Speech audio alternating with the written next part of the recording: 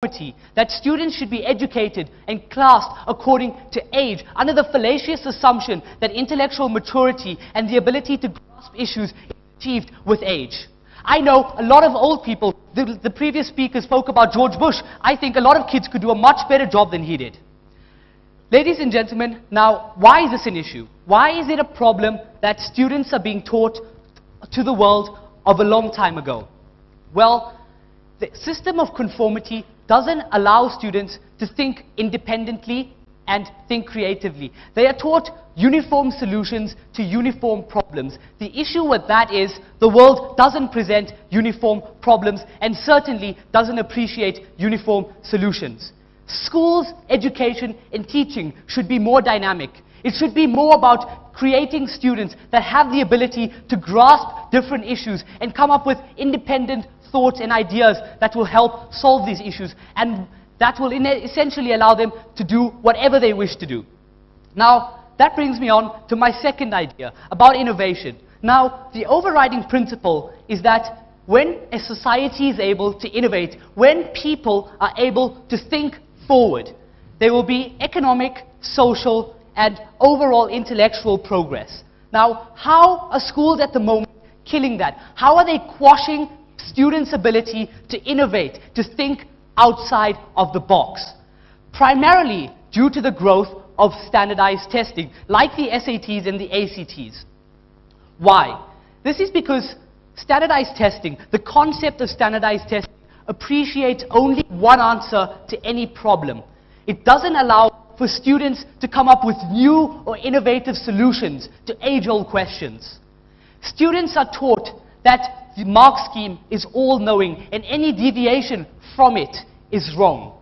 That is a problem, ladies and gentlemen, and it needs to be rectified. How? How can we actually make testing more effective? How can we make testing grasp the complexities and beauty of human intelligence, not the mark scheme? Well, firstly, teachers, as opposed to mark schemes and exams boards, could be trusted with the ability of gauging intelligence and grading intelligence. It could be a more progressive concept. It could be more continuous over the course of a 2-year course, not over a 20-minute multiple choice test or a 5-hour coursework sitting. Okay, that brings me up to my third issue with education. How is education the enemy of learning itself? Now, education systems in schools at the moment teach graduates and teach students to know, not to learn. Where is the dichotomy between knowing and learning? That dichotomy lies in one word alone, and that word is understanding. Students are not taught to understand what they pick up from their 500-word textbooks that they sit 6 hours a week with. They're not taught to analyze the reasons for their knowledge, to analyze the relevance to them, and to contextualize what they've been given by their teachers and by the systems that they learn through.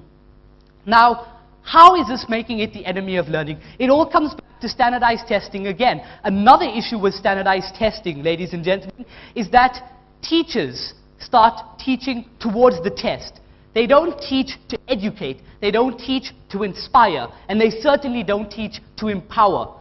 They teach so that students go into the exam hall and come out with the highest score possible. Now, I appreciate the benefits of doing so, and I certainly believe the teachers who are able to do that are good teachers. But the best teachers, the best educators, are the ones who are able to allow their students to think outside of the box, to criticize what they know, to progress as individuals and as intellectuals in a modern, stagnant society that appreciates only conformity.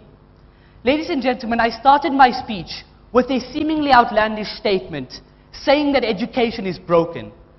I think now it's incredibly clear to you that there are things to be done. We can revolutionize testing. We can make learning more dynamic in the classroom. And we can make sure that schools appreciate diversity instead of quashing it and alienating students who think differently. So, education is broken. I say it's about time we think about fixing it. Thank you.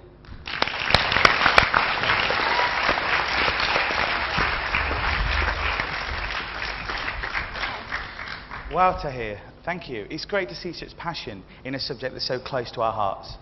Now moving on to our next speaker.